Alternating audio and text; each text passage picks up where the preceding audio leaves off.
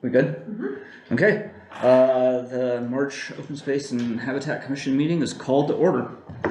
All right. First up, do we have a motion to approve the agenda? I move to approve the agenda. We have a second on that? Second. Thank you. Any discussion? All in favor of approving the agenda, say aye. Aye. Opposed? Nay? The agenda is approved. Let's go over then to brief updates, announcements. I have just a couple.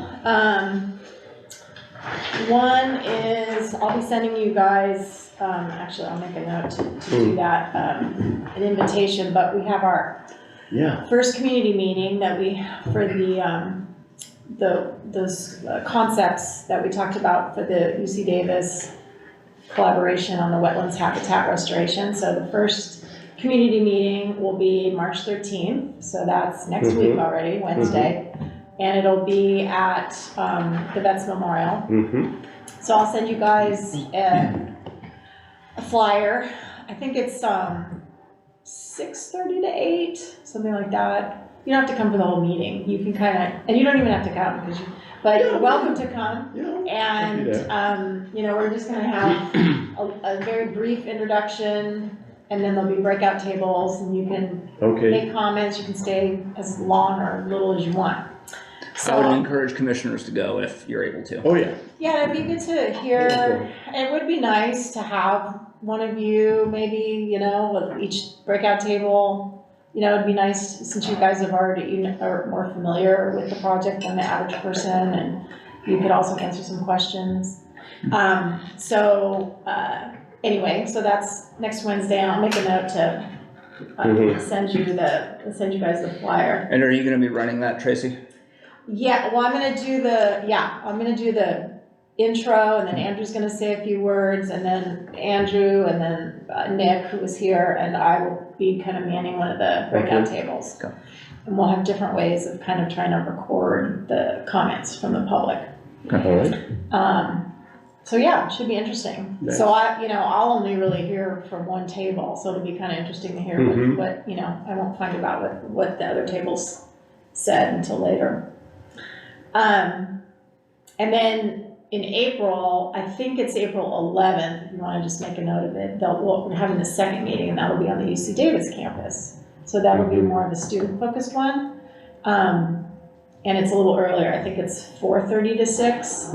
So, and I think it's going to be in Hunt Hall, actually, but I don't know the room yet. So I'll have more information about that later. But just a heads up, that's going to be the second one. So just wanted to remind everybody of that. And then I guess two other just quickies. We still haven't closed on the Gill Orchard No. 2 conservation easement. There's no problem. Hey, Emma. There's no problem. It's just the title company. So it just hasn't closed yet. And that was all I had. Any other announcements from commissioners? I have a brief one that'll probably be reiterated here soon, but I talked to Bapu a little while ago, and he's going to be showing up a little bit late and wanted to make this announcement, but think about whether there are qualified people that qualified for the commission to try to fill our empty seats. We're making a push to try to get back up to full capacity. So think if there are people that you can forward on emails to Bapu and Josh, I think is the subcommittee on that. And I don't have anything else.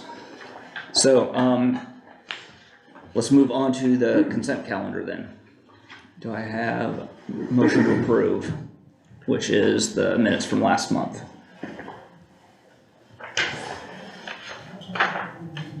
Motion to approve. Thank you. Do I have a second? Second. All right. Any discussion? Any edits you want to make to it? It's all looking? No. Okay. All in favor of passing the consent calendar, say aye. Aye. Opposed?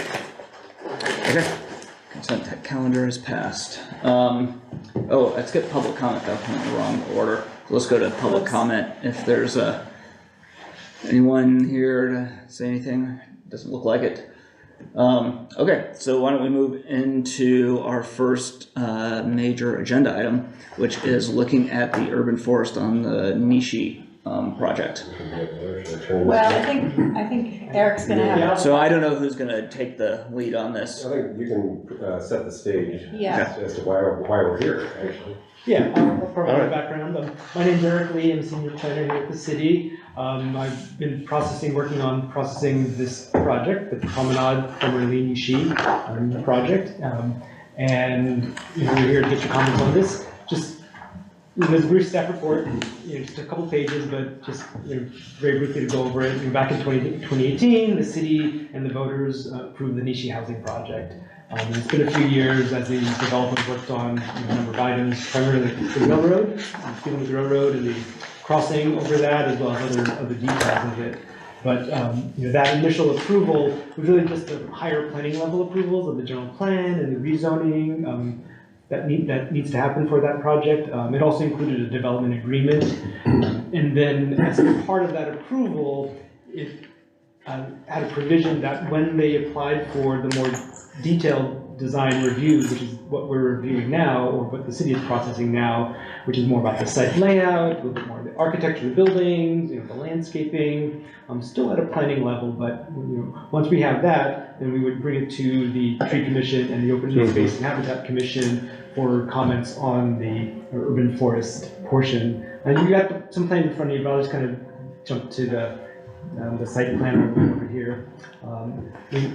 Overall, let's see.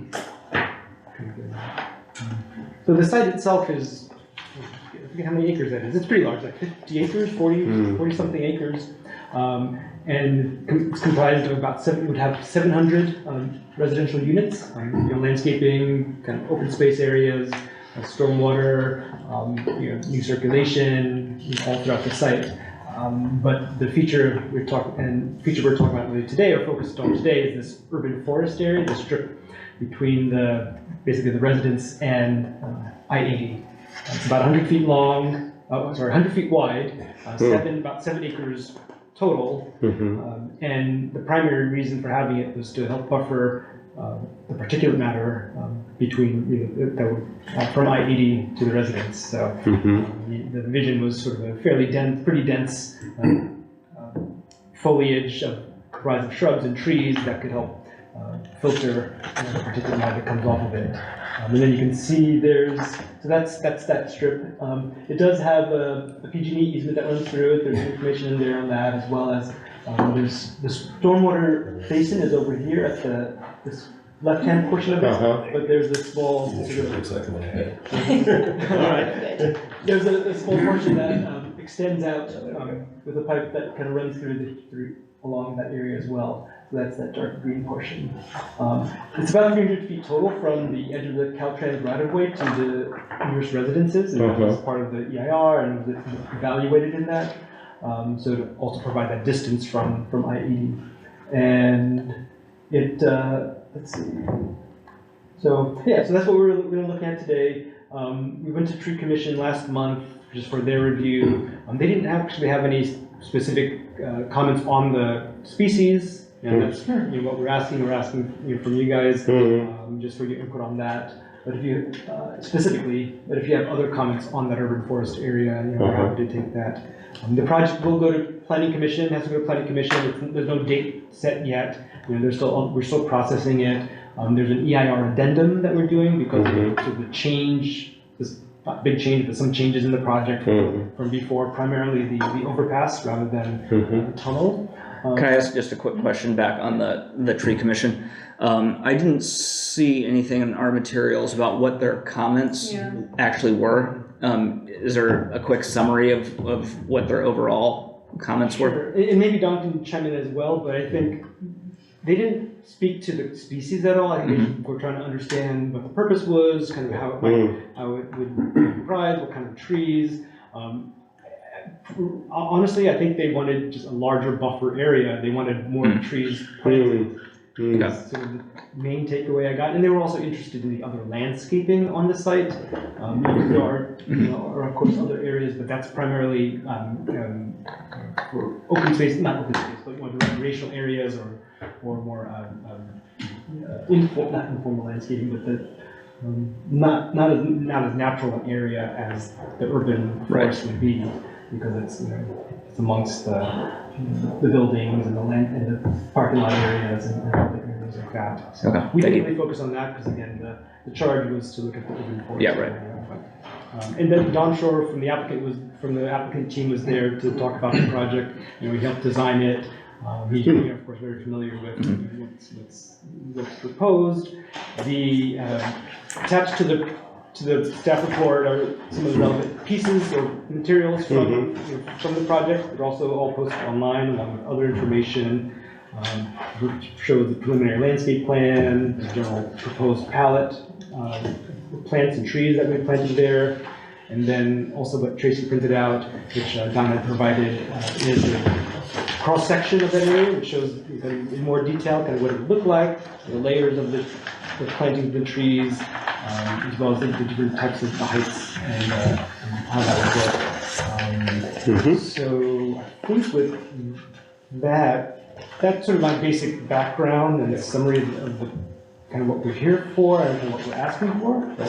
I would add to, maybe Don, we're gonna speak to this, but that, the balancing between native and, right, because one of the goals of, as Eric said in the beginning, one of the goals of the forest was the filtering. And so I don't know if you talked about that at the tree commission, but there was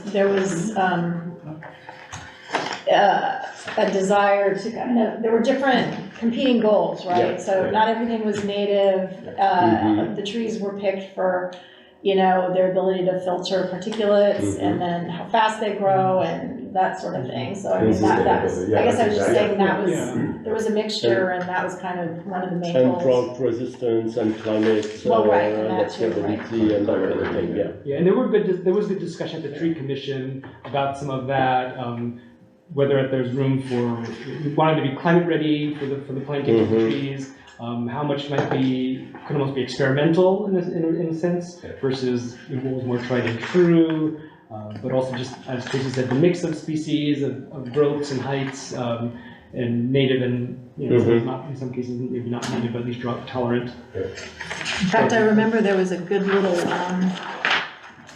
note on here that said, if I'm remembering right, on L23, if you look there's that little urban forest design intent. Yeah. And so it says, palette not limited to the species above, species selected for a balance of foliage, texture, seasonal change, and aesthetics. Species will be drought tolerant, pest resistant, non-invasive, high, I'm sure I got it, and high efficacy at filtering particulate matter, 80% of trees to be evergreen. That makes sense. For diversity of plant material, no more than 10% of any one tree species will be used. Inclusion of appropriate California natives, fast-growing species balanced with long-lived species. Goal of 85% canopy within 5 to 7 years with 50% open space for maintenance access. Ultimately, 100% canopy where PG&E easement permits. Mature existing live oaks on the Caltrans property incorporated into the design.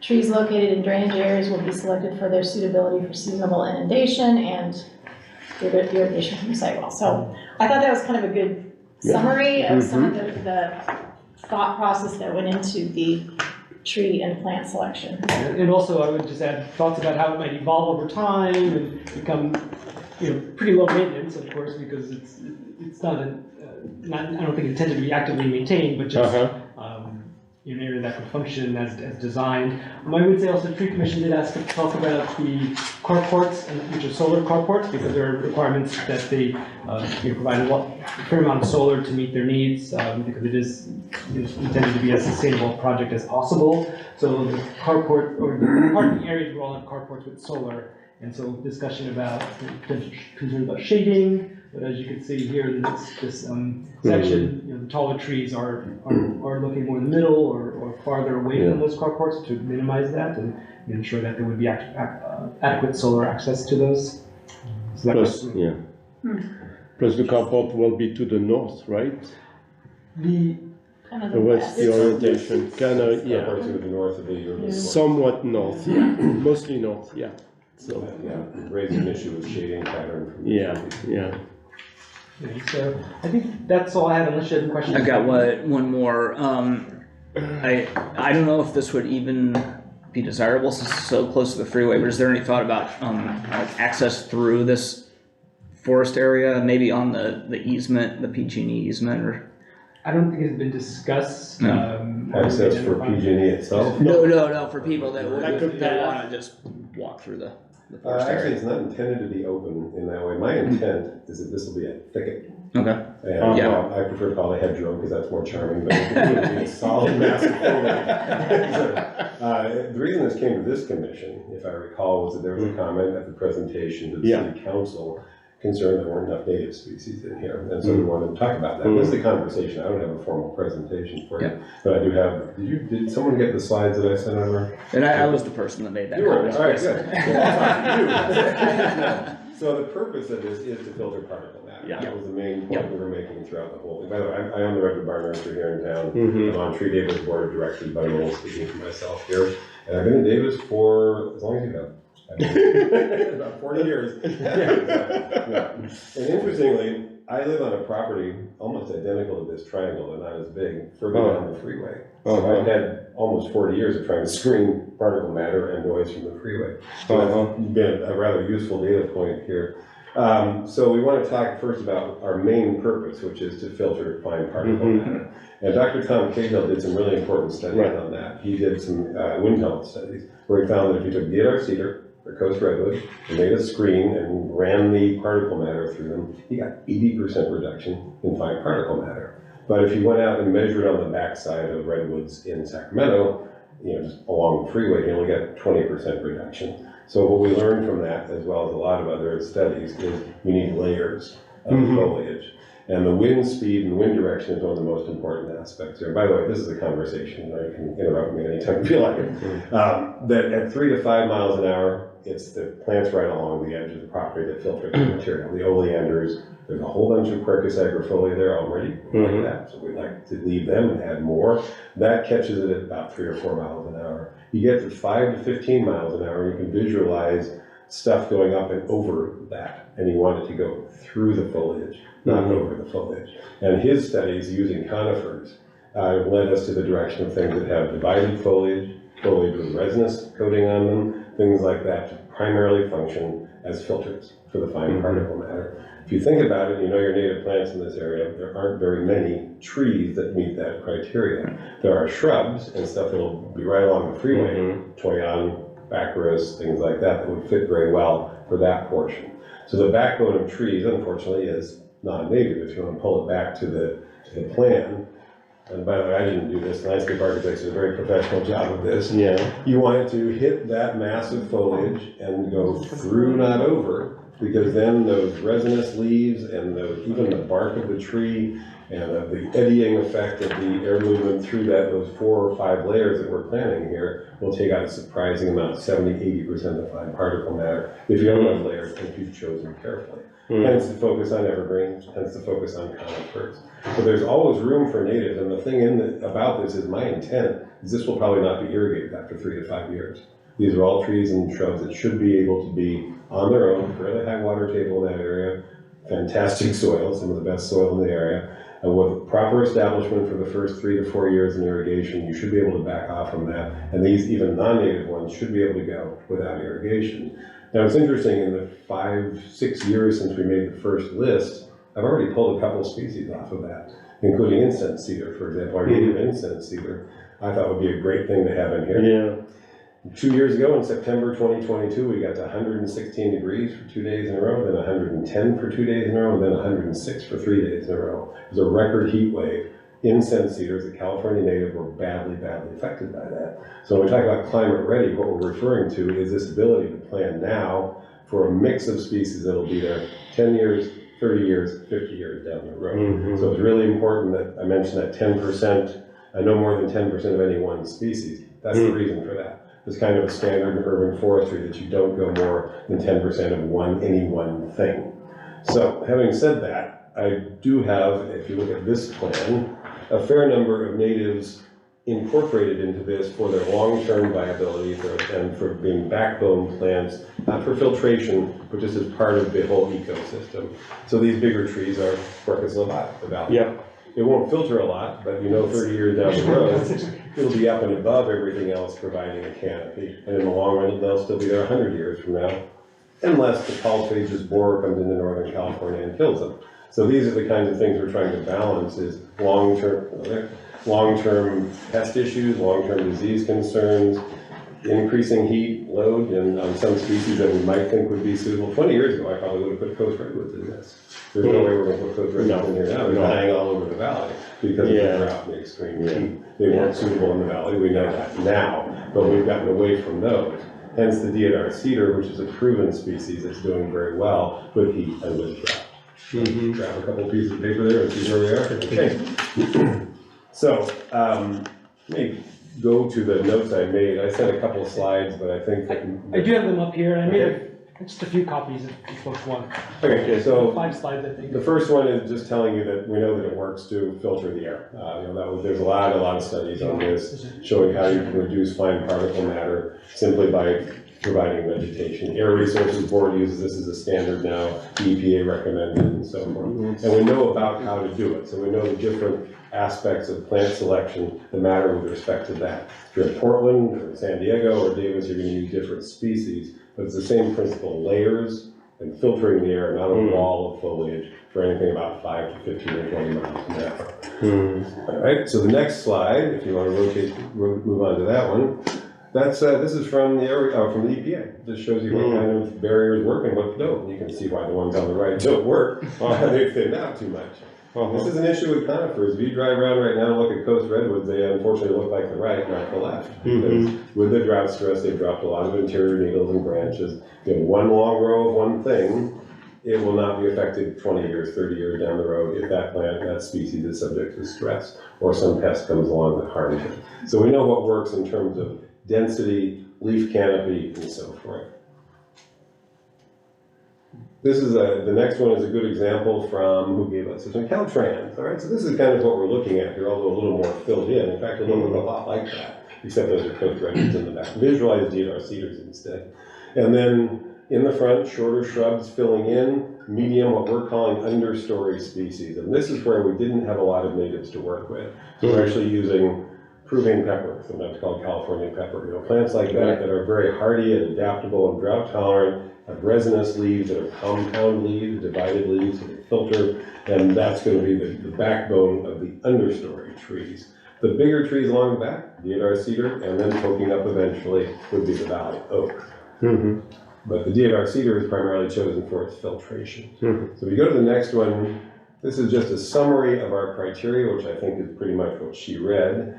One of our biggest take-home, anytime I give webinars or talks on this, diversity of species is absolutely crucial. Because even in the few years we've been talking about this project, some species have been added and some have been taken off because of evident changing climate or new pest problems. We're always monitoring new pest problems. 30 years ago, a new disease hit in California called sudden oak death. They'd never been here before. As a nursery owner, we were suddenly subject to all kinds of quarantines because this pest was ravaging native oaks up and down the coast.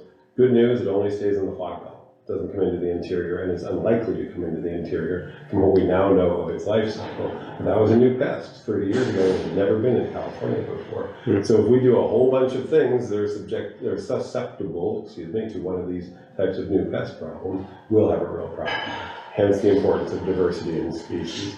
Not invasive is important. I've had a Yeah. couple people mention casuarina, for example, is a good choice here. I gotta put that in the plan because I think it'll reseed all over the place. But the other thing is, I mentioned aesthetically pleasing. This is really important, actually. People driving along the freeway for 100 years, whatever kind of vehicles they're traveling in, are gonna be seeing this. So there are a few things added, Chinese pistache, for the fall color or something like that. Because we do understand that we want this to be attractive and something that really isn't a gateway to Davis. I mean, this is right as you come off into the main entry. But the specific criteria are the important ones that you see there. And a number of these, if you're reading the list and thinking, these sound good for my yard, there's a lot of them I'm gonna say, no, they aren't good for your yard. I'm not gonna sell you California peppers for your yard here in Davis, or Fremont cottonwood, we'll get to that one in a moment. There are plants that are either native, like the Fremont cottonwood, or very appropriate, like the Peruvian pepper, which I would not recommend in a residential setting. And they, as you come to them, things that sucker, things that are heavily resprouting from the base, that's a virtue here. Yeah. That's a great thing. If there's a fire or something, these will resprout. If it's in your yard, in your lot in Davis, you won't be happy about the heavy suffering from the base. And the resinous leaf surface turned out to be one of the most important things that we're looking at here. You can scroll up to the next one, whatever that was. All right. So this was the original plant list, and you can see I've still got a couple things on there, like Libocedrus, the incense cedar. That's gone now, we're not going to be using that one. There are native plants in here, they're indicated with the CN over to the right. And we do have them dispersed through the area, but they're not the main constituent of this because most of them, unfortunately, don't meet that most important criteria of filtering particle material. I want to talk briefly about the use of natives that we are going to be doing here, if I can find my notes on that. Now, this I did not send, so I'll just read it carefully. There will be an informal row of valley oak, Quercus lobata, running the entire length of the project, except for the submerged part down at the end. There are some spots where, if you're familiar with our native trees, we've got about 5 species of trees that are native here. The Northern California black walnut, now that's definitely not something I'd be selling to you for your backyard. But it might be appropriate someplace in here, and it's endangered. It's actually a species that we should consider for a few places in here. There is a new disease that's attacking walnuts, so I wouldn't do a whole bunch of them, the thousand cankerous disease, but if it does, if we can get a few of them in here, that would be actually a very good place for them. Coast live oak, Quercus agrifolia, is not actually native here, but close enough. It's native over in the Coast Range. And it's naturalized all down the freeway, not only on my property, but also all the way along the Nishi property. It seems to be very well adapted here wherever water drains in the winter time. So we're going to leave the ones that are already there, and we're going to add more Quercus agrifolia. Close to the freeway, we do have some native opportunities, and where Caltrans would use oleander, we definitely won't be doing that. We could use, Good, no oleander walls. enough of them in California as we speak. Interestingly, they're dying off in southeastern California from a disease. Oh, really? So they're not going to be with us that much longer anyway. I'm sure some people won't lament that. Toyon, coyote brush are good choices. Long ago, I saw a published study that showed those are much more resistant to Phytophthora crown rot. So they're among the native woody plants that do well here in the valley. As a retailer, I can tell you people walk in, they want ceanothus, they want manzanita, they want Fremontodendron. I'm more than happy to sell them, but you need to understand that they're not typically long-lived species here. They're not from this area, so they're from the Coast Range or over in Southern California. Toyon, which is from the oak woodland, Baccharis, which is even reseeded naturally onto my property, do quite well here in the valley. So for that border interface right along the freeway, that will be a good choice in lieu of what would normally have been oleander. There's this easement we'll get to in a moment. That needs to be kept open for about 10 foot of it. I think it shows on your plan as a stripe down the middle. That'll be native grasses, Muhlenbergia, the deer grass, and probably Bouteloua, the blue grama, as an area where we can't plant woody plants because of the easement. So we'll fill that with native grasses and presumably some perennials. The stormwater basin, which I think shows on your plan, is an interesting wrinkle. When I moved here in 1974, Highway 113 had not yet been paved, it had just been graded. And I was studying horticultural landscape architecture. And so they told us all about this. Right where 113 comes into I-80, there's a catch basin, a very deep catch basin to recharge the groundwater. And they planted that with a Fremont cottonwood, which is native here. It would actually probably have been on that site. It's submerged for a big chunk of the winter in a wet year. And so there aren't very many species that take that well. Fremont cottonwood takes it very well. But if you know cottonwoods, I planted one on my farm 17 years ago, 55 feet tall. Yeah. It also will start dying in about 10 years. Yeah. That's what they do. They put a ring of Quercus agrifolia around the cottonwoods on the sloped portion, and those have filled in as the cottonwoods have died out. And I drive by that almost every single day. The cottonwoods are they grew rapidly, did a very good job of what they were supposed to do, and then they died, and you'll see the hawk sitting on top of the dead cottonwood, and then the canopy of Quercus agrifolia that's filling in. So we have an opportunity to do that with the native species that probably would actually be native on this site, as well as use the stream willows that would have probably been native on the Nishi property as well. That's going to submerge, so there aren't many species that can take it, but that's what we were planning to do way down at that would be the west end. And then I mentioned the issues with ceanothus and things like that. We'll use some, they're on our list, they're in limited numbers. Whenever I sell or plant a ceanothus, I always want someone to plant a toyon nearby. So by the time the ceanothus is dying out, the toyon is filling in. You do have natives that are longland and natives that are not. And the list of natives that people would choose if they're doing it based on flowers and prettiness and fast growth, unfortunately tend not to be real successful here in the long haul. So you'll see some of those on the plant palette. They're not the primary species here. This is a valley grassland, as I'm sure you all know, this is a valley grassland plant community, not an oak woodland, not an area that would have a lot of woody species. We typically, if you're walking through here 400 years ago, as Warren Roberts said, you'd be walking through ankle-high bunch grasses, or you'd be in the marshes, the tules, and there'd be here and there a very big valley oak, and that would pretty much be it. There wouldn't be ceanothus or manzanitas or woody shrubs. So we don't have the intermediate plants from the natives, but we do have the bigger trees and some rather special uses down at the wetter end, down at the west end. The east end, which I think you see on your plan, the urban forest grades into the Poudre Creek, I call it watershed. And the intent there is to use natives as you transition into that. It's not part of the urban forest, but it basically blends into it. Yeah, right on that end. So there would be, basically grasses would be my proposal there, along with probably some more Quercus lobata or Quercus. That was a really quick overview. Don, what do you think of Buckeye? It would work, except it's deciduous. It's deciduous, so it's not gonna be a good So screen It would be plant. great for the native pollinators. And they're beautiful, you know. Yeah. And that's the kind of thing, if there were some here and some there, there's a question about experimental species. On Tree Davis, we're testing a lot of species in different places in parks. And we want to have maybe 3, 4, 5% of the species here, things that haven't been tried. We need to try them, that we're working on. We have several test plantings, Barabella Park, the park is the University Retirement Center, and things like that need to be tested. And there's a few up in Wild Horse Buffer, The Buckeye, yeah. that seem to be. It does very doing well it. here, if it's watered correctly established. And the only issue with it that confuses people, of course, it's early deciduous. It drops its leaves as early as August, which is fine with it, but confuses the public. It's great for pollinators, except for the European honeybee, which is actually toxic too. But it is. I didn't realize that. But there won't be any European honeybees in here presumably, so it's something that's actually excellent for our native pollinators. And that was a consideration. A lot of the plants on this list are things that, well, all of them will make habitat, but a lot of them will drop pollinators, birds, and so forth. Having many thickets on my farm, intentionally and unintentionally, I can tell you that you get foxes and you get possums, and you do get a lot of interesting habitat, creating lots of wildlife opportunities. Okay. Into your live book is that, Quercus wisconsinii. is the thing that would. That's a very good possibility, actually. It's a little more open habit. It doesn't have the density that Quercus agrifolia does, but again, Quercus agrifolia is a host for the polyphagus boar in Southern California. So we do want to diversify from that. As I say, there's already a lot of agrifolia all the way down. So if that boar does make it up here and establish up here, it would be good to have another species in there. So any of the live oaks would be good alternatives for some of the agrifolia. I mentioned, for example, Quercus lobata all the way down. They are killed by that boar. If it does get here, we'll have a real problem, because they're about 10% of our canopy in Davis. Quercus lobata is a significant part of the Davis canopy. If it establishes, if it attacks healthy trees. So about 1 out of 10, I'm proposing that we use a different species of oak. Probably not a native one, probably Quercus cambyi or one of the red oaks, a different clade of oaks, so that we don't run into that host specificity with the problem.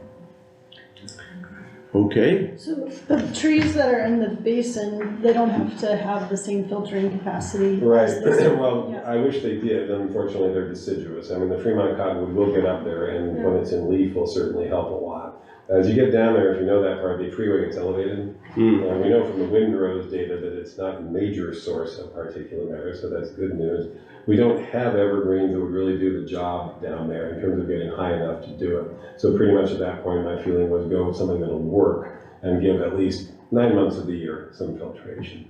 You're correct that, you know, when they're out of leaf, obviously it's not as helpful, unfortunately.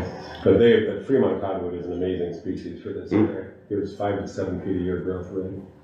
And then, like the section you were talking about near Puda Creek, Yeah. are you saying you would use the same mix as the I basin, actually or- have to say this, I don't really know exactly what the final configuration is gonna be on that, so we would definitely use a native tree down there because the filtration is less important as you get in. I'm thinking that might actually prove to be a good place for the Northern California black walnut or the Western sycamore. One of those where being deciduous is acceptable. Interestingly, rough bark makes a surprising difference in trapping particle matter. So something like the Northern California black walnut might be suitable down there. As you round into the Puda Creek portion, we would go with native grasses to the greatest extent possible. And I hope to sneak in some of the thicketing types of willows that are native here, because they'll make a really solid cover for wildlife. Again, deciduous, but they would fill that area successfully. I have a question regarding fire risk. And since this is gonna be like really dense in the long term, not really, I guess the hope is not to maintain it. So it seems like there'll be like pretty good fire ladders. That is a concern, no, there's no question about that. We were actually talking about this at a meeting with the landscape architect, and I said your solar panels are gonna melt if there's a fire. I can tell you, one bit of good news, I live along the freeway. I have 1,500 feet of freeway frontage, and we have had several fires in the years I've been there. Nothing gets put out faster than the fire along the freeway. They see it quickly, it's reported right away, they have access from all sides, and they can typically put it out very rapidly. And that is something I can say just from personal experience. The other thing is it's isolated, so if there is a fire, all these species would resprout, that's the good news. They would come back. In terms of the efficacy of the screen, it would be fine. There would be some injury, obviously, to, as I mentioned, the solar panels, that actually would be a serious issue. It's far enough from the residential part, that there is no ladder going from this immediately to the residential portion. But that is a concern. There's, you know, I'm in my other life, I'm editor of a magazine, the American Bamboo Society, and we've been getting a lot of letters, totally irrelevant, but I'm getting a lot of letters from people over in Marin and Sonoma counties who have bamboo. Fire marshals are telling them they have to remove it because it's fire ladder, even irrigated. They're not being allowed to keep it. There's no vegetation that doesn't burn. And so we want to have it in a manner that's accessible, which it would be. They can come in through Olive Drive, they can come in right off the freeway, and they can come in from the parking lot. So while fire is a concern, and yes, this would burn rapidly if it did, my feeling is they could put it out very quickly, and it wouldn't be a huge risk, even to the people living on the property. I'm not an absolute expert on that kind of thing, but you're correct that this would be a fire issue. And along the freeway, they do tend to take care of that pretty quickly, thank goodness. My secondary comment is somewhat related in terms of, I'm not really sure citywide what the policy is, but in developments, like whose responsibility is it for the long-term maintenance or like survival or success? I have to write a management plan for this because it is going to be a rather specialized landscape situation. The irrigation is going to have to be done correctly, and you know, if we're left to their own devices, landscapers doing this, they would probably put way too much water on this. I want them to use drip and bubblers and water deeply and infrequently. There's only one well irrigating this whole thing. So the key will be to water very deeply and infrequently. I'll be right on that portion of it. They do have to establish, and that's about a 3-year process. In Tree Davis, we hand water the trees for the first 3 years that we're planting around town. We know exactly how much to give them, 10 to 15 gallons of water every 2 weeks. And that is what it takes to get them to establish an area. If you've gone down Russell Boulevard, we've planted 200 oaks to replace the walnuts that are on Russell Boulevard. Our staff is hand watering those every 2 weeks during the summer with 10 to 15 gallons of water. So we know how much it takes, but that has to be written into a management plan. And that's my job, actually, to make sure that happens and to follow up on it. Because if that doesn't happen, the failure rate on landscapes with trees in unirrigated settings is within the first 2 to 3 years. That's really the crucial thing, is that follow-up irrigation and weed abatement is the other aspect. But it would be privately maintained by the, Yes. it wouldn't be a city maintained. But it's within their contract or something, that's. Well, I mean, it's gonna be like a rental, like a rental apartment complex, right? And The so whole site, the whole whatever site needs to be managed. the property So- management Yeah. company would be responsible for maintaining that, so I think the city is only responsible for there's like, I don't Where it know how many comes in. acres where it comes into the Poudre Creek Creek. Parkway, and there's gonna be an expansion of the parkway, the city will have to take care of that. Yeah, no, that, this whole portion is privately managed to get to that question, yeah. Other thoughts or Alright. questions? No? Don, I really appreciate, this, what you put together here. My concerns from several years ago are, are Whole new council, alleviated. whole new commission. Yeah, exactly. I totally understand that there are multiple management objectives with this thing, and, I appreciate what you've put together to try to, maximize all of those. This is a great site. It actually has, as I mentioned, some pests right in Yolo County. The irrigation supply is right there, and it's not tapping into the city's water at all. So I think it really is a great opportunity for us to create something that's good wildlife habitat, will be very attractive. Yeah. And really the key purpose is to make the air cleaner. Someone did ask, I should mention this, does it reduce the freeway noise? And I've had to look into that more than once for customers. No, but it feels like it does. Is the best answer. If you measure the decibels, I live on the freeway, if you measure the Yeah. decibels, it doesn't reduce it. But when you have a vegetative screen, you feel better about it. I know that Yeah. sounds weird, but Visually, right? visually, and it baffles it somehow. Even, I mentioned bamboo, you can plant things that make their own rustling stuff, but it will help with that. It'll help people. I mean, one concern was this is right on the freeway, and these people will be living there looking down at it. So we have fast-growing species, that's important, and we have things that will make a nice green wall, so they won't be looking down at that. So we'll help with that to some degree as well. Yeah, I don't know, I feel the same way you are, and I also appreciated the whole part about preserving trees that are already existing on the property and then integrating them into the future landscaping, so, There's a I think- big, beautiful oak on the property. Yeah. We're gonna do a lot of effort to But- save, and then. The one right in the middle of the property? Yeah, As that it takes, happens, of course, yeah. yeah, But that's getting an rid- awesome, it's an awesome plan. Yeah. but getting rid of those, trees of heaven there and. Yeah, well, ailanthus, weed management is gonna be an issue on here, and I really am not gonna have to write a fairly detailed explanation of that. Yeah, ailanthus is a problem. Anywhere you have drainage and irrigation, tree of heaven fills in. We don't want a thicket of tree of heaven all the way down. That's not the goal here, so that'll take, I hate to say, probably some chemical application and some front-end loaders and bulldozers and things like that. That's where protecting the Quercus agripholic is gonna be particularly important. So. Are you gonna be involved at all after the project's built? Yeah, Okay. yeah, I've told them I'm tied to this because this is actually sort of a signature project, so I do plan to follow up on it quite a bit. And that's, I'm gonna do it whether they pay me or not. Don't start contract negotiations. Off the record. No, it's really important with something like this. I want you to look at this. It's not straight lines, it's not a formal Yeah. design plan. Yeah. And the idea, I went over this with a landscape architect, because this is kind of new to them. I've never worked on a plan that's this long and skinny before, but it's a mass here, and then something else, then a grouping here, and that way, if we do have a problem with one species, we don't lose a whole segment of it. If one species just doesn't perform as expected or dies out or something, there's something there to backfill it. So the deodar cedar is backed up by Arizona cypress and so forth. That was, and I will actually keep doing the plant placement to make sure that happens. There's a real problem when these things are installed, no offense to landscape architects or contractors, they have a species, they're on a straight road. Yeah. And it drives me crazy because that can lead to all kinds of problems down the road. So you have to make it look as if this actually would have happened naturally, even though we know this would never happen naturally. So as I say, I call it a thicket, but hedgerow is a little more charming.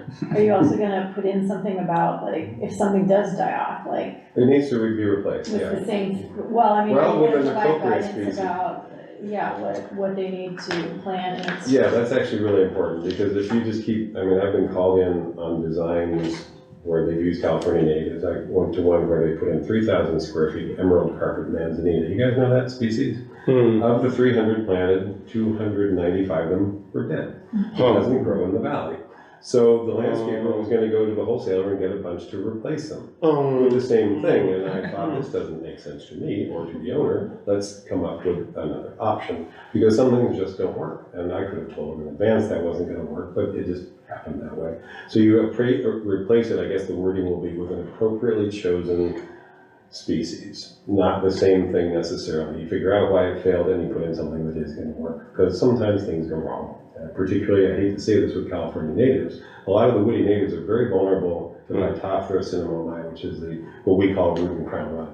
And so you can have 10, 20, I've seen 50% failure rates on landscapes where people put in woody California natives in the valley that weren't valley natives, and then irrigated them, they thought correctly, and one dies, another dies, another dies. You don't keep replacing that. You don't throw good money after bad. You put in something that is going to work. So there will be wording for what you just said. Yes. Yeah, or maybe they should, consult with Somebody who knows. you or somebody who knows what might work. That's why we have this pretty big palette of plants, and you might look through there and go, I wouldn't use bottle brush. Well, we probably won't either.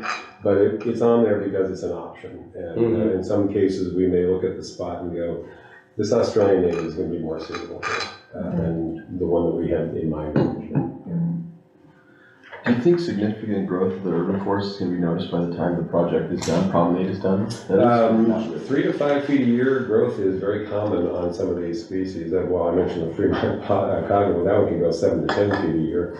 But most of the understory trees, the Peruvian pepper, for example, easily can go 5 feet a year. So you can, and this is interesting, I'm going to suggest they plant from 1 gallon, and if you studied horticulture, you know the smaller the plant that goes in, the better in the long run. Yes, there'll be some 15 gallons, so it looks like a normal plant. But a lot of 1 gallon, which will then in the second year flourish if they're watered correctly. So you'll have what will look like a long mixed hedge by the second year. And then some things will just start taking off above that. I mentioned the valley oak, which is in here. If you've ever grown them, I've had them come up on my farm. The first 5 years, you wonder if it's ever going to be a tree. The next 5 years, you go, oh, look, it's finally 15 feet tall. And then all of a sudden, it claims the airspace, and now it's the dominant species 15, 20 years in. I actually have planned this for that succession, because it's really important to have those bigger trees in there. They take a while. So initially, people walking through there, if you would see some of the things growing faster than the long-term dominant canopy species. They're chosen for the filtration and for the rapid rate of growth, but the others are in there for the long haul. So if you know your species, we've got Atlas cedar, for example, grows 2 feet a year. It's going to be a long time before that makes a significant difference, but my 30-year-old Atlas cedar is a very impressive tree. So we are looking at that long-term 30-year, 50-year, even in the case of oaks, 100-year horizon. Do you know, is this, in terms of phasing, like, is this supposed to go in the very beginning? So like by the time, all the buildings are built, there'd be, At least a little bit. a little bit, or do we know in What is phasing? the timing of it? I don't know, I have to take a look specifically, I don't know if it's specified, but, maybe it's something we could add in as a condition or talk about. So I'll certainly make it as a comment and something we'll look at. Plant as early as possible. Yeah, and what I was gonna say just for next steps, I'm taking all your comments or discussion that you have. I'm certainly the commission, if you want a motion, you can make a motion, and I can pass them on to planning commission when it comes to that. Or I'll just summarize a lot of the questions and comments you have. But unfortunately, John is a real expert, and so I think he's given this a lot of thought. And, it seems pretty well thought out. That's the impression I got from the tree commission, and it seems to be, where kind of where you guys feel too. But again, if you have specific comments, I think we're happy to take them and talk to the applicant. Oh, go You ahead. can go ahead if you want. You haven't talked yet. I have already talked, but, Okay. no, I had I guess more questions, just the swale, is that where the native grasses are going? And do you have a plan to establish the native grasses that don't use a lot of pesticides? Yeah, well, that's one of the reasons we do deergrass. Muhlenbergia origin just holds its own against the annual grasses that are typically a problem here. Mulch would be the answer to that. If you're trying to establish any low-growing perennial plants or grasses, heavy mulch with wood chips can make more difference than almost anything. And I don't really think they'll need to use glyphosate or other types of herbicides in here. If they have a crew coming through for the more intensively planted interior landscape, they could be going through here and chopping weeds and mulching heavily to keep the annual grasses down.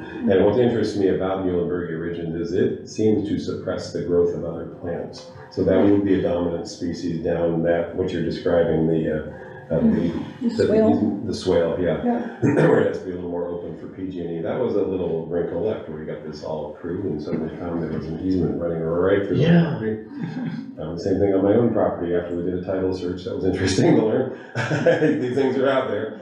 So that will have vigorous native grasses that will outcompete the adventive grasses. That's my intent there, and then that's one of the reasons I would focus on deer grass, if you're familiar with that one. City uses it quite a lot. It's that big 3 to 4 foot grass that you see in a lot of the bike paths and such. My guess is that could hold its own by the second year, and by the third year, it will outcompete any of the annual grasses. The issue will be the woody plants like the ailanthus you mentioned, or some other kind of broadleaf perennial thing gets in there. There'll be places for things like Zauchneria, things for like blue grama grass in some areas.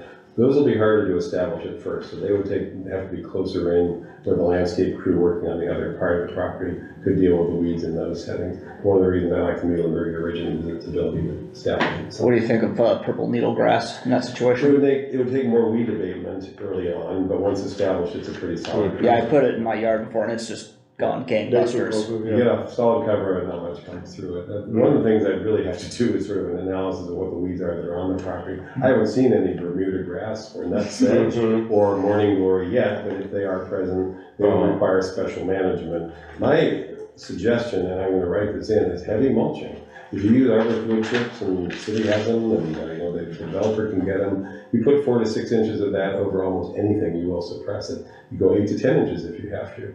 And just irrigate it briefly to get it established, settle it in place, and it will smother most weeds. So you plant in that and then mulch around it very heavily. I think, the needle grass being our state grass, I believe, would be very appropriate. It'd be nice to have something there. Yeah. Well, my question was about the, PG&E easement. Is there a chance they'll come with bulldozers and dig that pipe out Well, in 10 years or I'm something? making a promise, I don't know if they even knew it was there, honestly. It did show up, and that's been an interesting issue. There's a 30-foot wide easement, and they have some very specific rules about that, because they're right in the middle of this whole thing. The only part they really care about, I shouldn't put it, the only part where there's a lot of restrictions is the 10-foot center, where you can't plant anything basically bigger than a grass or a little ground cover. The next 10 feet, you can plant woody plants and shrubs, and I have a very broad definition of what a shrub is. Okay. So some of those might be a little bigger. The next 10 feet, you can put small trees. I think he kind of showed that. And right on the edge of it, they don't care if your valley oak is there or your deodar cedar is there. So when I was initially concerned about whether there'd be enough room for a full canopy, if it's only 30 feet wide, we can put bigger trees on either side of it. We'll get the 100% canopy that we're really after on this.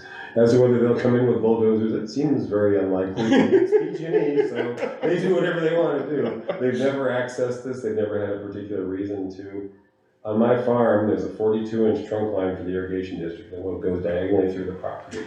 They replaced it a few years ago. Imagine my surprise. Took a 16-foot deep trench, and then they backfilled, and we put everything back together. It could happen. It seems very unlikely.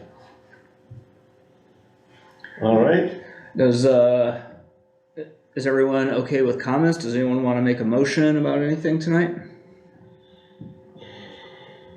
What about elderberry? What about elderberry?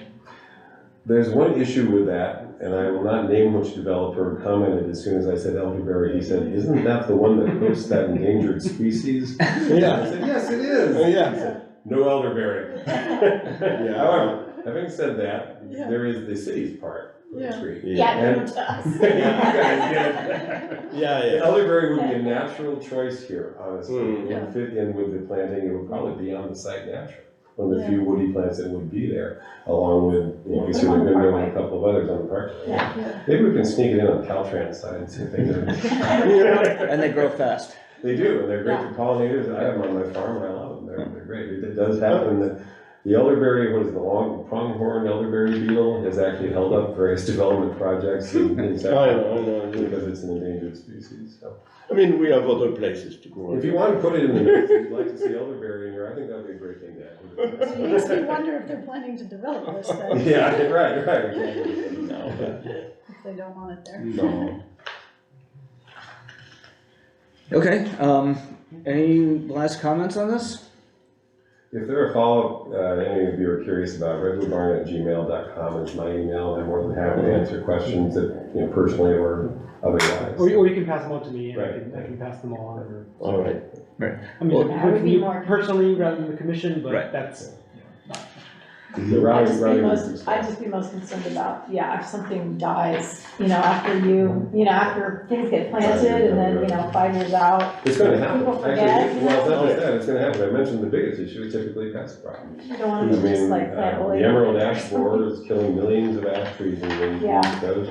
It's in Oregon, you know it's gonna come into the valley. Yeah, These are the history of urban forestry is one pest after another that's taken out an entire species. And so we don't want too much of one thing. We don't even really want too many like oaks in general, although it's a wonderful group for the, a group of plants for this area. We don't want to have too much of one thing in case we get that kind of problem. Because you can be decimated by a new pest. I don't know if the California white alder would have been a natural fit here, except there were a lot of California white alders in Davis in the 1970s and 80s when I moved here. They're all gone.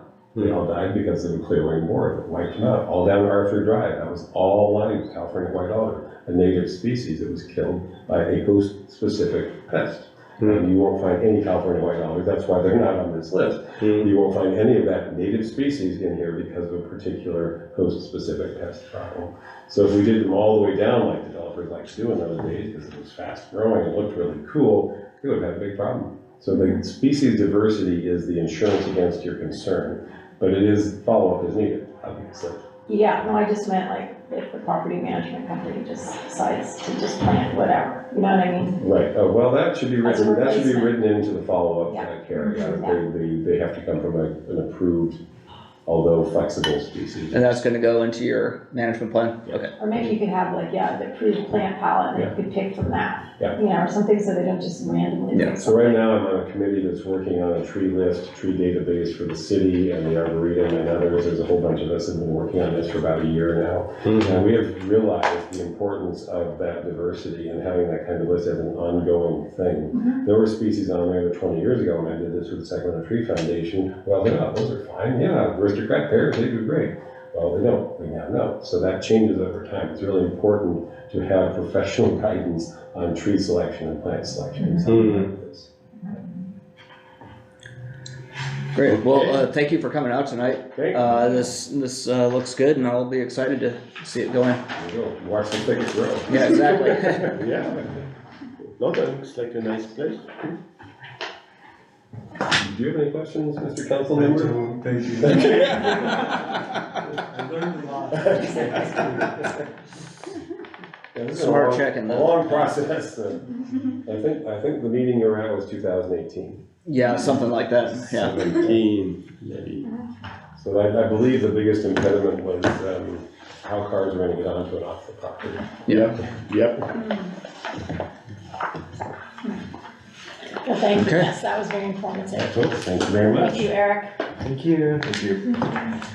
So it's not scheduled for planning commission yet, like I said, we don't know when that's going to happen, but it could be, with 2 or 3 months or so. Part of it is the EIRs that's getting underway, so that's going to take a little while, even though it's not a full EIR. Does the NRC also review No, Okay. So that's it. Planning commission is the last step. should be it. Should be. Unless All right, guys. Thanks a lot. Okay, thanks. Thank you. Okay, thanks, Donald. Okay, so we're gonna move into the general plan discussion, but before we do that, I had mentioned that you might have a tardy brief announcement, about, Yeah. commissioners. Yeah, thank you. And you're yawning even before my announcement. Usually happens after I talk, not before. First of all, really nice to be here. It's the first time I've been here. I'm an alternate to this commission. I know that y'all have one vacancy for a regular position and one for alternate.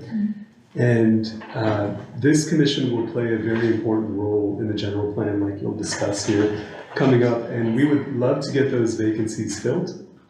If there are folks that you think would be a great fit for this commission, and that I can help try to convince to apply by meeting with them, talking with them, I'm happy to do so, happy to answer questions. But just aim high, think about who you would ideally like to have on this commission, regardless of whether you think we can get them or not, and we'll try to convince them to at least apply and see if council can appoint them. So just encouraging you to be ambitious in recruitment and to prioritize it if you can, because we really would love to have a full commission for this general plan process.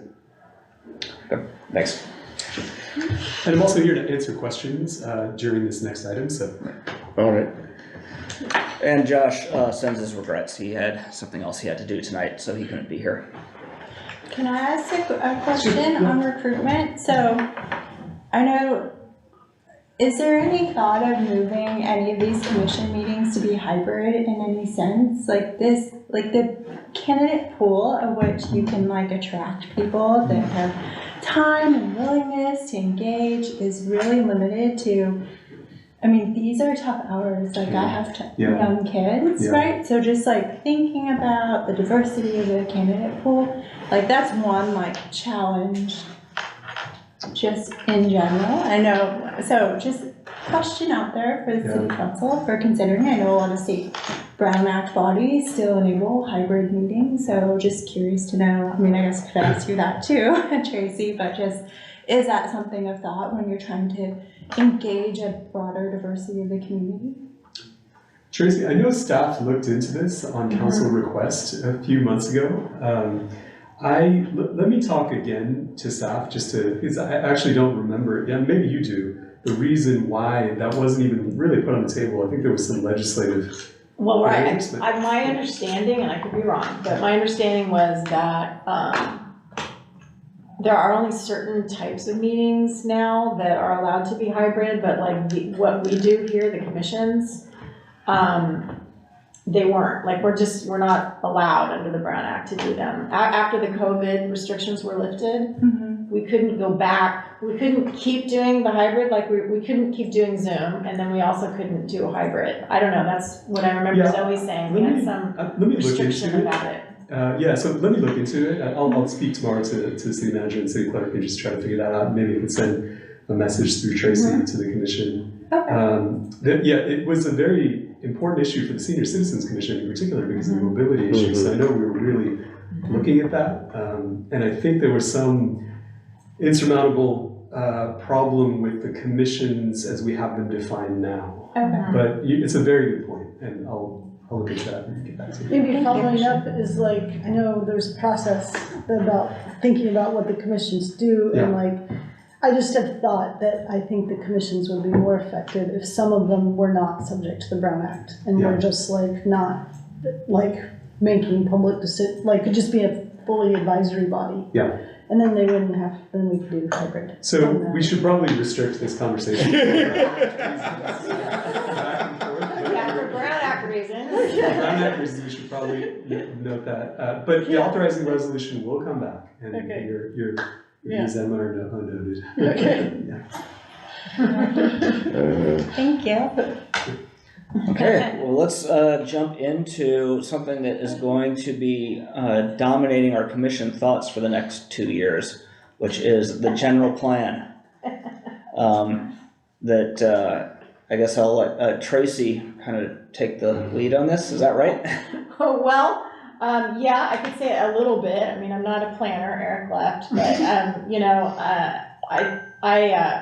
I also kind of intended this to just be sort of a, introductory discussion about it. We can always agendize it again. I kind of wanted to just sort of get everybody familiar with what the heck a general plan is, what is in it, how does the city use it, in terms of like the commission, like that's why I sent you the sections that are currently in the general plan now that are relevant to kind of see, well, like, what are sort of some of these goals, and it's similar to the strategic plan that we did, in terms of like that process that we went through in terms of, establishing kind of a vision, and then with that vision, the objectives and the action items. And so, I think, to be honest, our commission is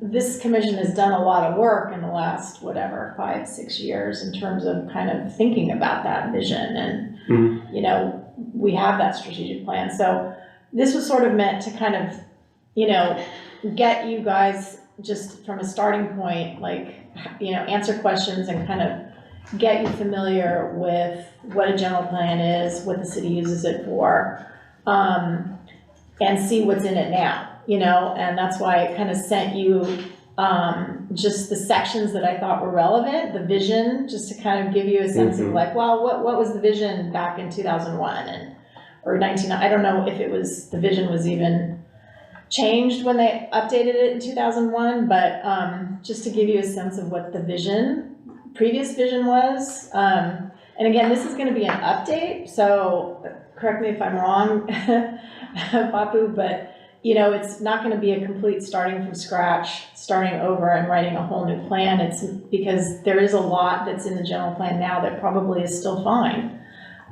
It's meant more to update. And I think, to me, when I was kind of looking through these, I think, a big difference from when this was written then and now, I was kind of thinking about, some of the things that we have now that we didn't have then, that are going to inform this. And for example, we do have the strategic plan, that's one. We have the HCP, NCCP, that's another one, right?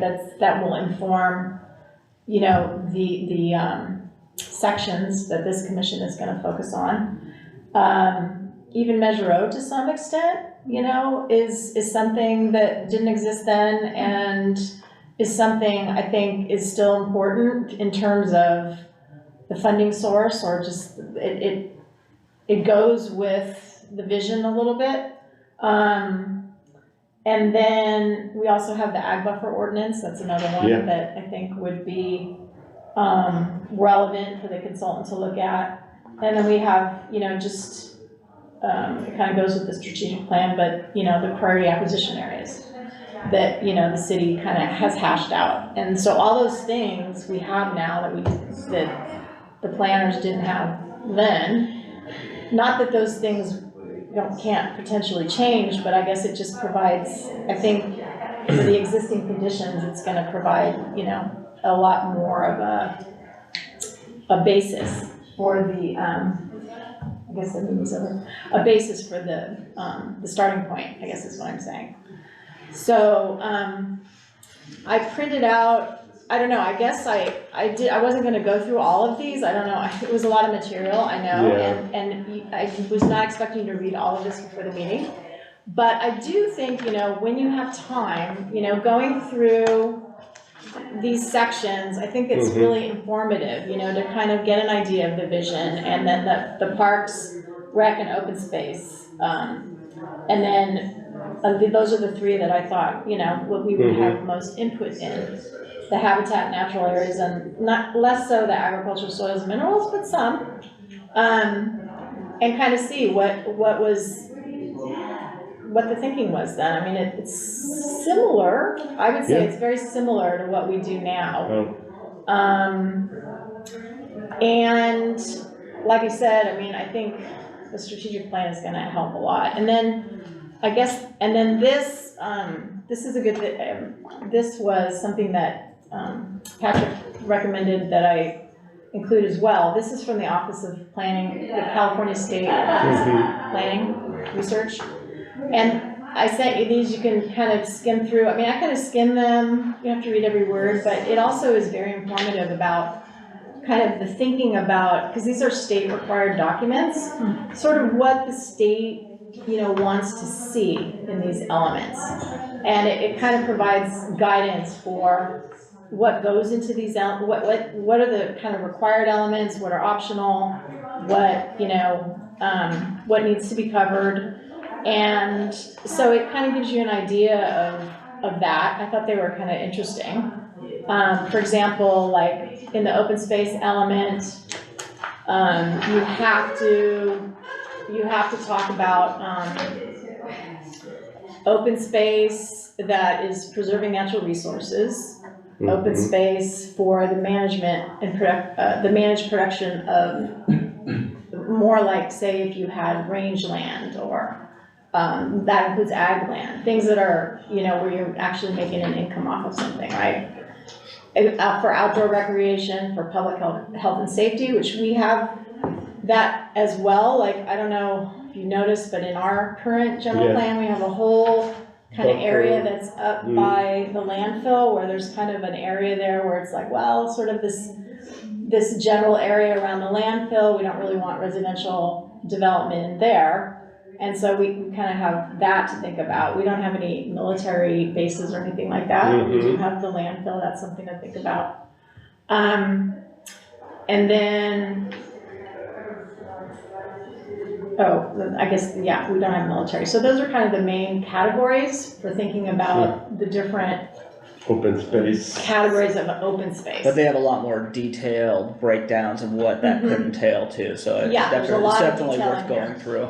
Yeah, Yeah. there's a lot of detail in here, and I wasn't gonna, like, No, it's more for more for background, reference as we for move reference along. and background. It's worth noting though that the Office of Planning and Research is currently in the process of updating those general plan guidelines, so. Oh, they are, I don't know if right you're now? familiar, Okay. like there's an open hearing process and workshops, and I thought they're updating them between 2024 and 2026, so I don't know what extent, like, the city engages in that, or through the county. I guess those are some of my questions, like the city-county nexus on the general planning, like what does that look like? And there's been a lot of updates on the state side and policies and guidelines and resources and tools as well from OPR on a whole suite of those. Like we have several chapters, right? Like that's just one of them, but like the climate change chapter, equity considerations chapter, and because there's been new legislation. So I'm just curious to know what the city's point of view is and how they're engaging with the county as well. And I think different like emergency services requirements as well in the update. So I know those are like span the whole range of local government issues, but just curious to understand how this piece fits in with county planning, because that's something that wasn't quite clear to me in the staff report. Well, I can give you an answer, and then maybe you want to. My thinking would be more about like the first thing that consultant is going to do, one of the first things the consultant is going to do is kind of look at all the existing efforts, right? Or the existing plans, not just the ones the city's done, but like the HCP, that's a regional, countywide thing, right? So, or any other kind of county planning documents, right? And so one of the first tasks for them is to try to sort of synthesize all of that material and kind of come up with, you know, sort of a baseline of like where things stand, right? So I think that is sort of the first step, because you have to know, okay, well, that's what's called down in there, is the first thing to do, and there's a whole list of different kinds of those plans that should be considered. And there might even be like some with the 30 by 30, like there's some state even initiatives that might be considered. For all, like some of those state priorities. Sure. I don't know, if that's Yeah, correct. I mean, two really good questions. I mean, on the county planning, again, one of the first things the consultant will do, we'll figure out how we need to coordinate, but also the area you're considering is within the Davis planning area. I'm sure you're familiar with the sort of pass-through agreement we have with the county at the moment. Effectively, we pay the county a certain amount every year in order to have the right to veto land use decisions within the planning area. And the planning area extends far beyond sort of the belt that we've identified as priority acquisition areas. So the pass-through agreement will This have to whole be area here. You know, the pass-through agreement is periodic. Which one is it on here? The boundary here. Yeah. Okay. It's sort of. This whole thing, Yeah. it's like 100,000 acres. I'll give you a sense here. This is just to give you an indicative sense of what the planning area looks like. You can see that it's quite a ways outside of Davis. And really, where we're focusing the priority acquisition areas is not on the boundary of that. It's actually sort of in the middle of that. Right. Well, it's all the way. Yeah. Oh, Priority what I was acquisition saying area. is that I most. mean, it depends what acquisition we're talking about, right? Yeah. Just to say that sort of, basically we planned within this area, but really, you know, a lot of, we have the ability under this current agreement to be able to be making planning decisions or work with the county on what happens, even though that's county land. Yeah. So the pass-through agreement is up for renewal next year. It's uncertain what will happen with it, but just to say that I think the county has been a willing partner in general planning with the cities and jurisdictions around, so that's part of the process. Your other question is really good too, which I remember reading this a few months ago, that the guidance on elements is being updated, but it kind of sort of slipped my mind about checking what the sequence of updating is. Are they all going to be updated at the same time, or is, so I'll look into that and maybe get back to you through Tracy about how that's going to work with your particular open space element, and whether we can get some more information when the new guidance will come out. Well, hopefully the consultant will either know about that or can research that as well, sure, because that would be huge if, there are different, guidelines for the elements, And so for open space, we're moving into questions? Go for it. It's just, because a county general plan can be updated, like sections of it can be updated at any time, is there any coordinated update of this open space section and habitat section of the cities with any, is that part of the consultant's review as well, any coordinated updates of the county's plan? Of the county's plan? So that they're aligned, if we. Yeah, that's a great question, and I think one of the first steps that we have to take is figure out, does the county have any plans to update? I mean, when did their last general plan come out? It's a 2030 general plan, so maybe 2015 or so that they instituted it. So I think one of the first things we have to check is, are there updates upcoming before 2030 on their open space element? I'm going to guess no. Right. Yeah. Almost surely no. But I think we have to keep the county in the loop. I would say, though, because of the planning area agreement, my understanding, we were sort of the lead agency on thinking about open space and conservation planning within our planning area, but that means that we do have to coordinate with the county. So, we certainly won't make decisions without working closely with the county. Yeah. Right, I mean, that's a good point, because our planning area, a lot of it, like you're pointing out, a lot of it is in the county, right? It's not in the city limits. But the general plan does, cover a lot of county land, right? Because it's covering this big Davis planning area. That's why we call it the Davis planning area. And even though it is in the county, you're right. I think that is true. I don't know if that's kind of written into the tax sharing agreement or what, but you're right, the city kind of has the kind of ability to kind of vision these areas even though they're in the county, right? I mean, the county, we coordinate with them, but they kind of defer to us in this Davis planning area, is that correct? That's correct, and the strange thing about the pass-through agreement is that either party can leave unilaterally. So, we pay a certain amount to the county every year, but certainly the county, if they feel that other interests outweigh their financial, or if they have other financial interests that outweigh the utility of that payment, they can always leave. But it's unlikely to happen. So effectively, like Tracy's saying, that the county defers to us within the planning area on land use decisions. So Davis planning area extends into Solano County. Do we have any interaction with Solano? Not as much, do we? Not that much. That's an interesting question as well. There's not a lot, but yes, there is a portion that is in Solano County, correct? And is there a pass-through agreement with them or not? No. So it's kind of a different deal, or we just think it's okay, or? It's great questions. These are great questions. I'll write them down and I'll So it's not a ton of acreage, but there's important acreage There that's on the is important Solano. acreage, They do send, because that's how I found out about El Molino Farm. The Solano County Planning Agency, even though we don't have an agreement, to my knowledge, they have like a courtesy where when something is going on in that area, they send us. They say, hey, by the way, this planning application came in, and they send it to us. That's how I found out about El Molino Farm, because I saw his application to split his lot, and I wouldn't have known about that. But the Solano County Planning Department sends it to us. Okay. So they do send us things that come through here. Mhm. But to my knowledge, there's no form, that's just, it's like a Just neighborly, good public agency, neighbor. good neighbor, there's not a formal agreement. I also don't know if they have an HCP. I don't know if they have an HCP. I don't know if theirs is finished. Yeah. Because that would be another thing. If they have an HCP, NCCP, Solano County, I know that they have been working on that for they've been a while. working on it a I long don't know if it's time. finalized. And I kind of Googled that a while ago and I couldn't tell. It seemed to me that it was still not finalized. So that would be another thing is we want to kind of see, well, what does that HCP say?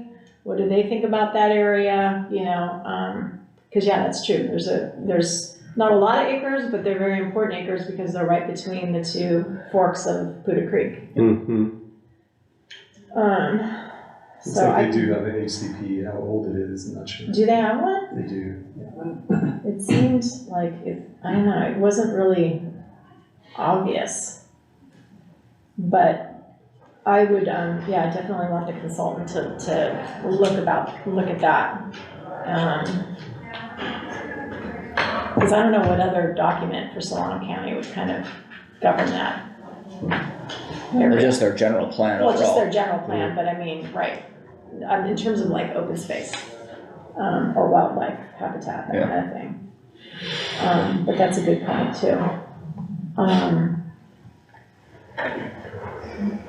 When you say the consultant, sorry, can you remind us where you're at in the process of that? Is it, Well, the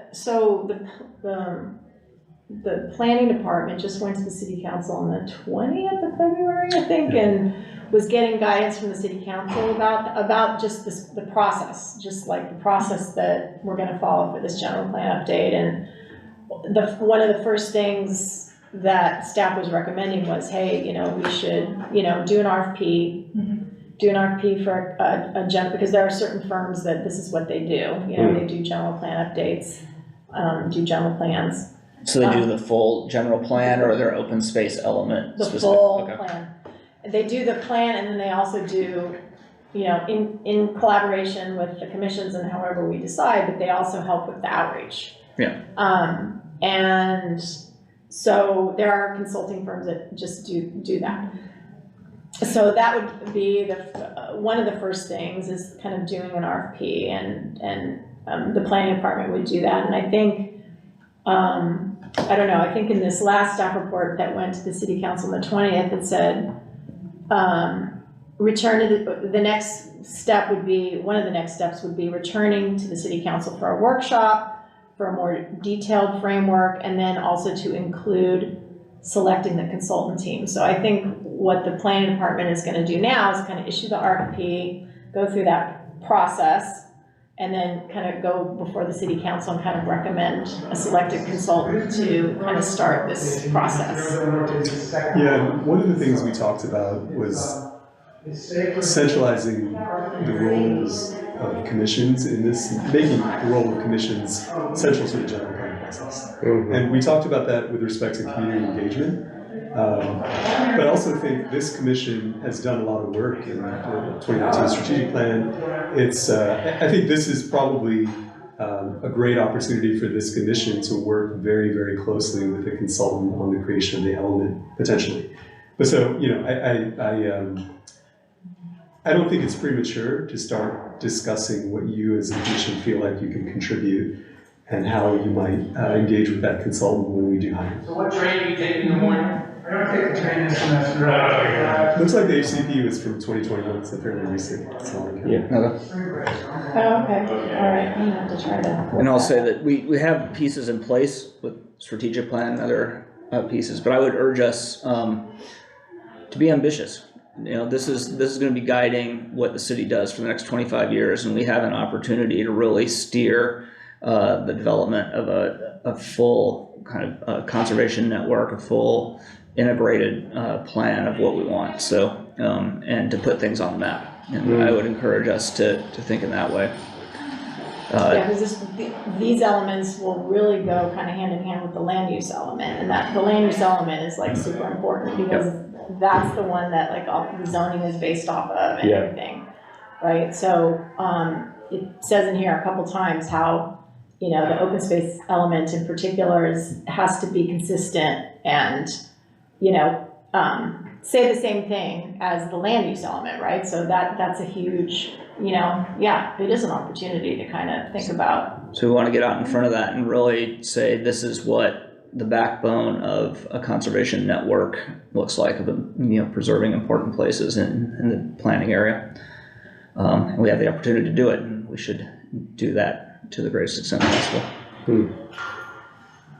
Like, one question I have is like looking through some things, it seems like some things are old in the old general plan. Yeah. I don't know all my history, like.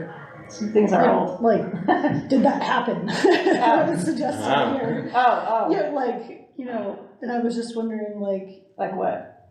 Oh, I don't know, like, there was, Probably not everything happened.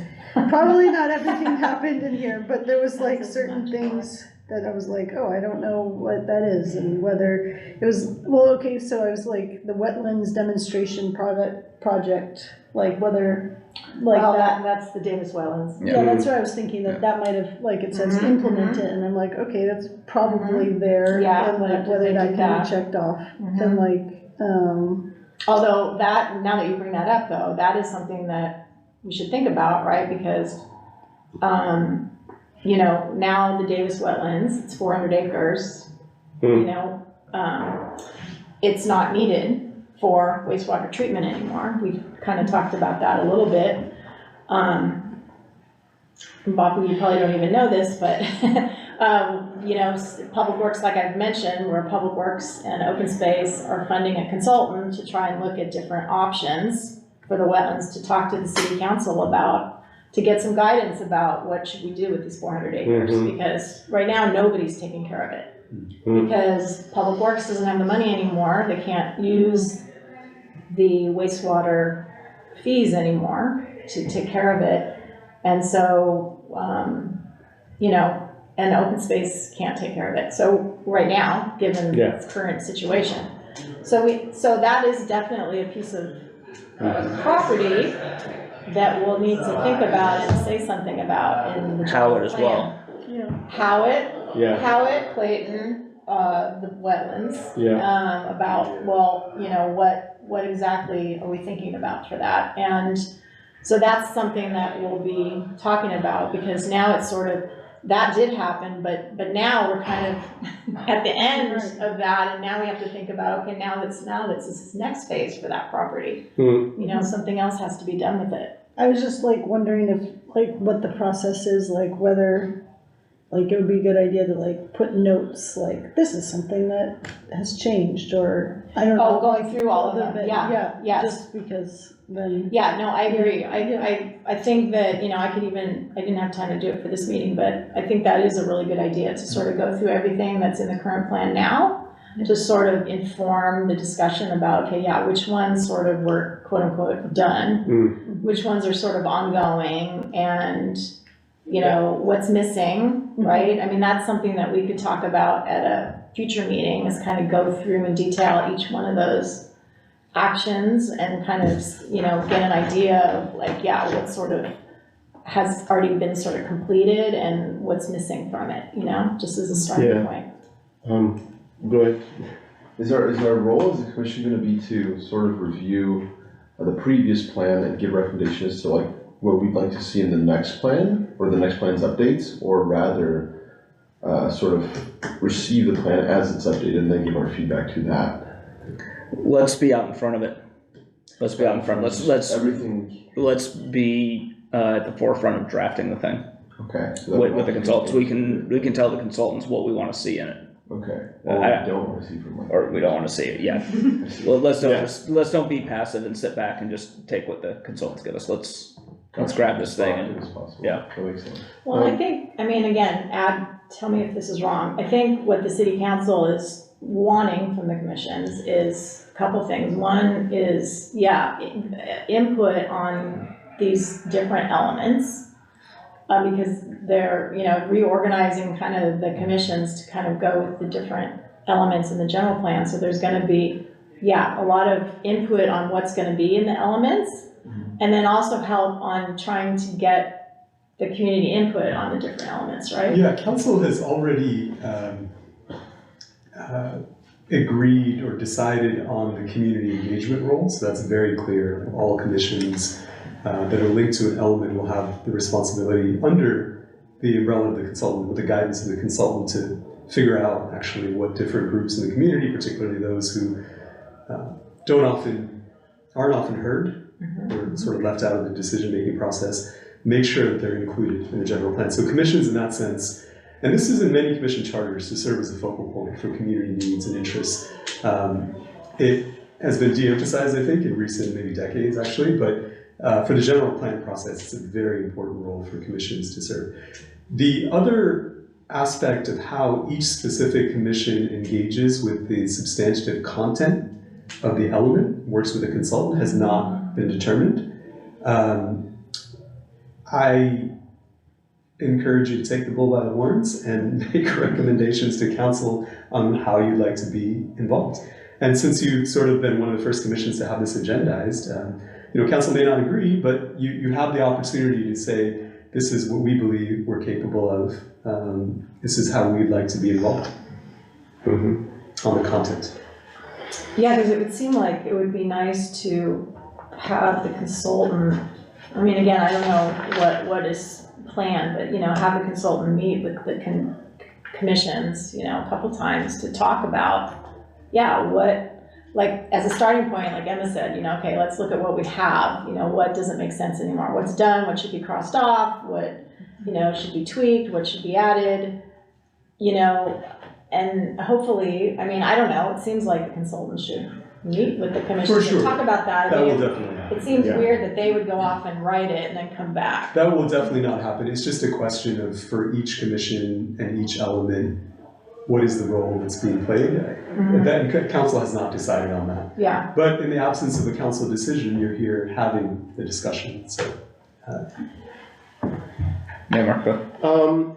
On that map, on the open space map, I noticed there was a pretty ambitious network of bicycle trail connector that goes through the open space.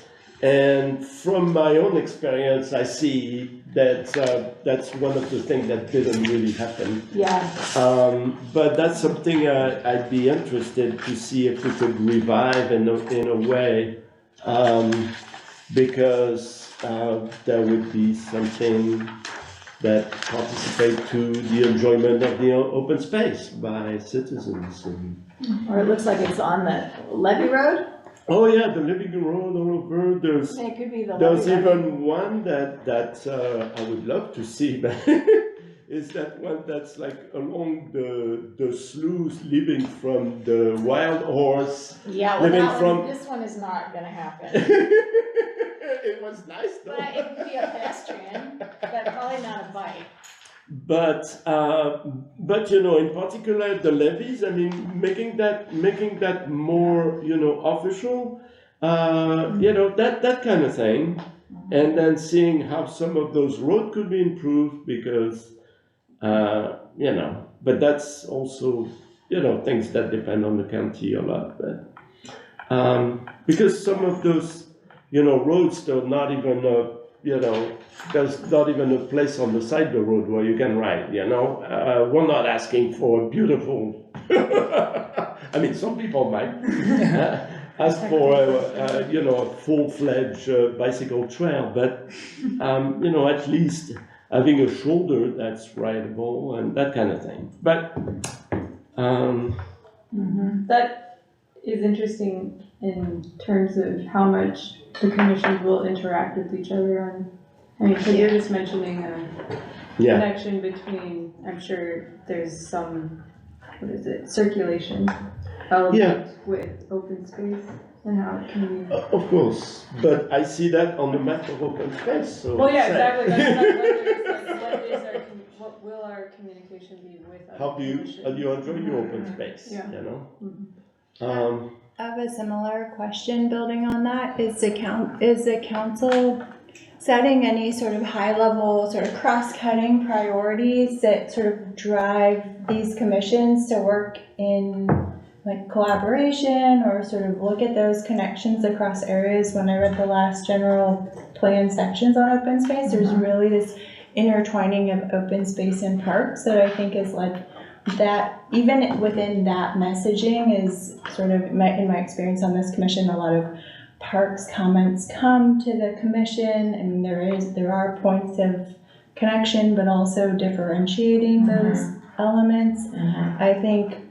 I guess I'm just curious to know what kinds of priority setting or direction the city council will give for sort of helping to identify those cross-cutting priorities across these commissions, or like elevate like priority discussion topics for the community, because all these points are like, well, those aren't really single commission topics.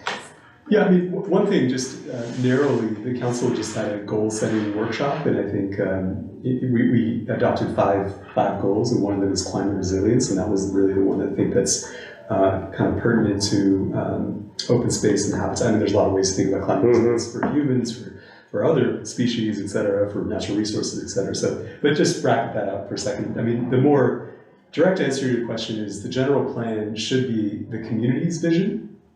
And in that sense, I see the community engagement aspect of what commissions under the umbrella of the consultant will be doing to try to figure out what are the different ideas and how are those prioritized among community groups. So that's one group, there's the general community.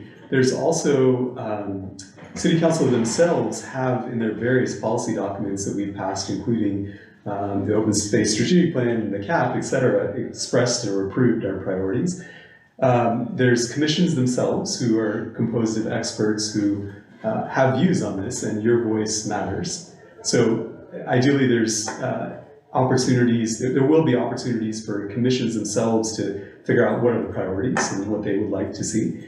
And then there's city staff as well, who are, this highly professionalized workforce that have their own experience and ideas. So it's really at the nexus of all of those groups that things will get prioritized. On the, really great point on how commissions will work together, City Council has not decided on that. There may be some form of steering committees that are composed of members from different commissions, or there might be a liaison system, et cetera. We have not figured that out, but clearly, despite our efforts to restructure commissions to be in line with council goals and with the needs of the general plan, there's bikes, there's and transit, there's transportation, there's parks and recreation, there's overlapping remits, even on the elements themselves. The state mandated elements have strong overlap. So we will figure out a way for commissions to be able to work together in a way that works under the Brown Act. One thing that is in the old plan that I don't know, not really, I wish it would be separate, is like I don't really like combining the parks and the open space. Like I feel like having those in the same chapter, I don't know. I just would rather them be separate because to me they're completely different. And I don't know, I've spent so much time trying to differentiate open space from parks and green belts, right? And they're really different. They're for different purposes. And I don't know, to me, I really don't like having them in the same chapter. I would rather them be separate chapters. But are we mandated to have them in the same chapter? I don't think so. No, okay. No, I think we were talking about some, The current general plan has it. Correct, yeah.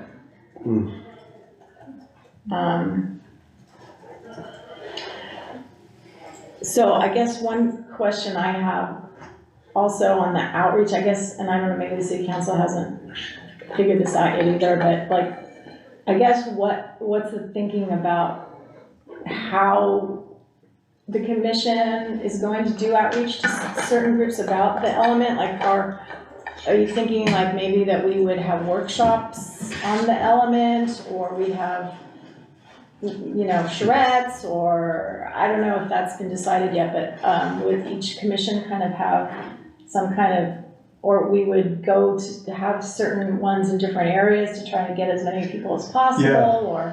I mean, those decisions have not been made, yet. and I think the consultant will work with the commit, because I think it's Okay. really commission and topic specific.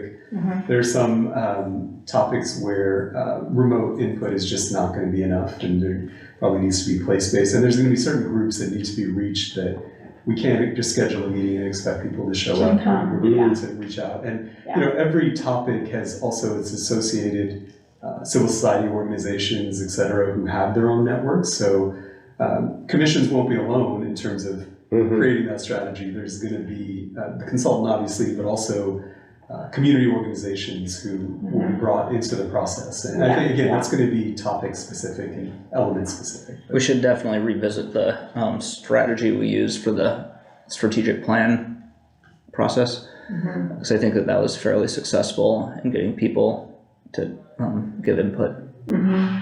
Well, that was the 2016 outreach, Yeah. Yeah, and what worked, what didn't work. I think, again, you're having this discussion very early in the process.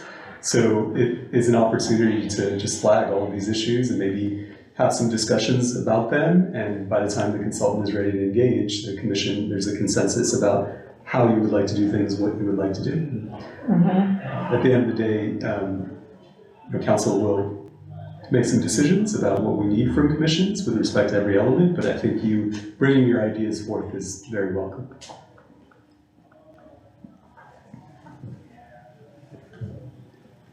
Okay. Does anybody else, I think, so yeah, we're early. I think what I'd like, if you guys didn't, you know, at your leisure, really try to go through these, just these handouts, and even, you know, if you want, go on the city's website and look through the other sections of the general plan if you're interested, but kind of familiarize yourself. I think maybe, you know, we could agendize it again, and maybe, you know, I don't know, you know, I can talk with Patrick about it too, but we could have like a, you know, as a first step, kind of think about like what Emma said, you know, kind of going through the current one and just kind of going through each one. I didn't want to do that tonight, but, you know, go through each one and, you know, think about it. I could kind of do it ahead of time to kind of, you know, get a feel for like what's been done or what's missing. We could kind of do that as a next step. We could, you know, have a few discussions about visioning, you know, in terms of like, you know, getting out a map and thinking about how, you know, what might be different or, you know, from the current one, or just, you know, kind of start those discussions so that like, right, when the consultant gets up and running, you know, we'll be ready for them, you know, and you'll be ready for them, and we can have a really productive conversation with them, and you can kind of, you know, When will we guide the expect, discussion. sorry, when will we expect the consultants to come in, or consultant? Hopefully the next month and a half, maybe, like, hopefully, we'll see, you never know, you know? Really? I hope, I Is it don't already know. that fast? Well, I don't know, we'll see. We're trying to push. Let me walk that back. We're trying to push as hard as we can. I'm hoping in the next couple of And months then, it happens, but maybe it won't, but yeah. Yeah. I mean, this whole thing is like, you know, general plans spiral out of control. In the 1990s, we had one that was 7 years long, and millions of dollars, and it's just, you know, there's good things about our general plan, there's things that need to be updated, but we can't really afford that kind of process. So we're trying to push, and you'll hear ambitious things come out about that, but it may or may not. And then also keep it contained to some priorities, because it's not if you reopen. Yes. Well, right, and it is meant to be an update and not a full Right. rewrite. Yeah. Well, I'd like to do next month then, what we're Yeah, saying. I mean, maybe the next month then we can just go through and just sort of look That sounds in good. detail at each Yeah. of those things. And that, it doesn't have to be the only meeting we do that if we don't get through them all, 'cause Right. there are quite a few. Yeah. But we could at least start that, Yeah. you Yeah. know, okay, That sounds good. okay. All right, is any other comments for now? No, are you out the door already? I have to go pretty soon. For that. Not to look anxious. I'm for that. Okay, Okay. well, Good. all right. Well, we should all be excited for the opportunity that's in front of us. I'll just leave it at that. Yeah. it's gonna be a lot of No, it work, is. but, it's a great opportunity. No, it is, it really is, doesn't happen very often, so. Okay, All right. I don't think I have anything of real note to report on liaison assignments. Okay, So we can jump over to long-range calendar, which we just set, potential agenda item, and what else do we have for next month? I don't really have anything, I thought on the social media thing, I could just send that to you guys and you could look at it, I don't know if it's really worth having a whole agenda item. I thought I could just send that to you just as an FYI. I don't know if I don't know if I'll have the wetlands thing, but honestly, that would kind of be too much in one meeting. So the budget thing, isn't ready yet, so that's probably more like June, so, Is it worth having, a short discussion on the wetlands, the Poudre Creek wetlands, outreach meetings? Like, Like a a recap? summary, Yeah, we recap. could do that, yeah, Yeah. because that's probably too much for brief announcements, Yeah. yeah, we could do a Okay. recap. Yeah, those two things, that's probably That enough. sounds Yeah. good. I was gonna say, it'd also be good, we had our strategic plan tracking, like where we're at implementing. I think we were gonna circle back to that. It might be nice to look at that side by side with what's been accomplished in the general plan section. But if it needs to be, the next meeting out, that's fine too. Right. But those sort of go together in thinking about what to prioritize moving forward. Yeah, maybe that can be in 2 months, we can do the, Yeah. look at what Yeah. was in the general plan, those Yeah, pieces, and then do whatever. this strategic plan, kind of stand that up next to it, Yeah. 2 months. Yeah, maybe for May or something. Yeah. Okay, and it's, April 1st, is our meeting, Okay. It's April 1st, so. Yeah, okay, so that's probably enough for April, for sure. Yeah, Okay, good. Well, I think with that, we can adjourn. well, okay, we'll let Emma go. That was already adjourned. Thank you. Bye, everyone. Move us along. I won't be able to make How much it April April 1st? one. No, all right, shoot. I can't make that next week, whatever that, UC Oh, March 13th? Yeah. Oh, okay. I'll be there. Is the, March 13th isn't the UC Davis one, that's the Veterans Memorial. yeah, but Yeah. project, right?